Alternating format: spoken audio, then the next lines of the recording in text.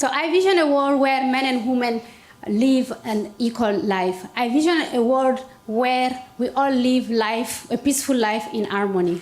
I vision a world where your sexual orientation, your gender, your religious belief, or just by the virtue of difference does not matter.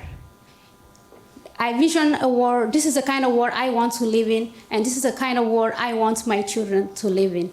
And this is the reason why I do the work I do every day, and this is the reason why, despite the challenges that I face every day, I get up and do the work that I'm passionate about. I'm originally from northern Mali. I'm Tuareg and Arab. I live in Timbuktu, in northern Mali. That's where I was raised. And I remember growing up, I used to be very frustrated about a lot of things. Growing up is when I realized about the differences that I have from my siblings who are boys. I used to be very frustrated that I was a girl because there's a lot of things that I couldn't do as a girl. And I remember I used to dress up as a boy because I want to go play soccer with the other boys. Because if my grandmother find out that I am outside playing soccer, I know what she's going to do to me. Because a proper girl cannot go out and play soccer. So I used to be very frustrated by that. So I used to even ask myself, why was I even born a girl? I wish I was a boy so I don't have to suffer by all this judgment from the oldest people. And I also wanted to have education as well as a girl, but this is not something a girl could dream of in a conflict zone of Mali. There were a lot of challenges that come with it. And also the fact that the cultural mindset haven't been very progressive about girls' education during that time. But I was lucky and I was fortunate enough that my father was a soldier and he had a very progressive mindset. He believed in education for all. So because of that, I moved out of northern Mali with my sister. We went and lived in Bamako. Finally, we were able to get education. So every summer, at the age of 8, we used to go back home in Timbuktu and teach young girls how to read and write. So I was very excited and happy to see the excitement in those young girls' eyes when teaching them. And from then, I knew this is something that I wanted to do. I want to bring education back to my community. I want them to have this joy that I'm having, this freedom, just by being able to read something when I'm walking on the streets. This is something I want to give back to my community.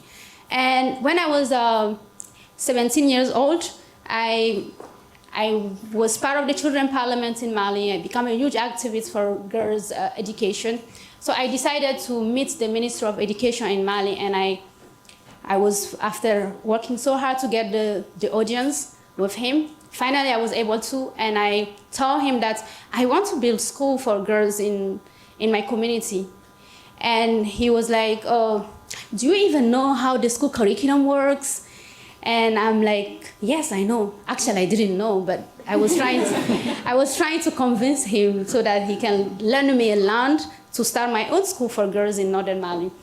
But he told me, I want to challenge you first. So there's a summer school that I want you to run. So the summer school have been running, but lately it's not going very well because the kids are dropping out, the school is not running well. So if you are able to run this summer school very successfully, I will lend you a land to build your own school. So I ran the summer very well, the number of kids increased. He was very happy about the results. Finally, he gave me the land and I was very happy. Now I'm building my own school. So I did a lot of fundraising in the US, in South Africa. I traveled, give lectures, share my story. Finally, I got the money and I built the school for girls, the first girls' school in northern Mali. And the girls started going to school. We had, of course, some boys in the school as well. And we had teachers, everything was going well until, unfortunately, in 2012 and 2013 was a very hard time in Mali.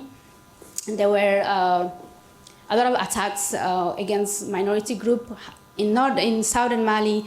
And also in northern Mali, there were a lot of rebel groups attacking schools. And my school was part of those schools that has been destroyed, and so many of the girls got injured. So then they left northern Mali. They went to refugee camp in Mauritania.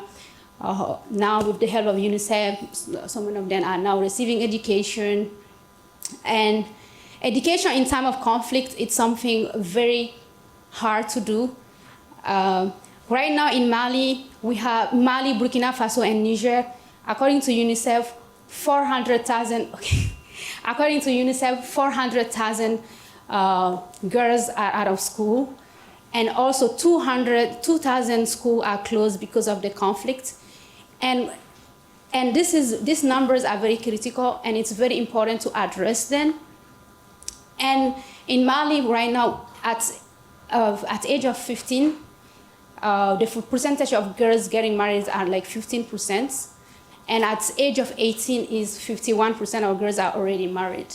And this is very, very critical because of the conflict. In northern Mali, the number are even higher because of the chances of the girls getting raped on their way to school, the forced marriage to the rebel groups, to the terrorist group in northern Mali. It's something very, very common. That's why the percentage are higher there. The attacks on school become a strategy and also a weapon of war in time of conflict. As Malala was right when he told the United Nations that the extremist group are afraid of books and pains. They are afraid of women because women with books, women who are educated, they will speak out. They will stand up for themselves. They will empower themselves, but they will empower their nation as well. They will not stand up, they will speak out for themselves. That's the reason why we need to empower women, especially in time of conflict. And the UN resolution 1325 is such an important resolution that I want all of us to look closely. The resolution promised to girls and women that their voices and their full involvement in peace building and conflict resolution will be considered and will be very, very important. And we need to take that into consideration and really empower our girls, because to empower a girl, you empower a nation. To build up our girl, we need to build up our nation. To destroy a girl, you need to destroy our nation. So we need to really hold on to empowering girls because they are the key to the development of the whole nation. Thank you.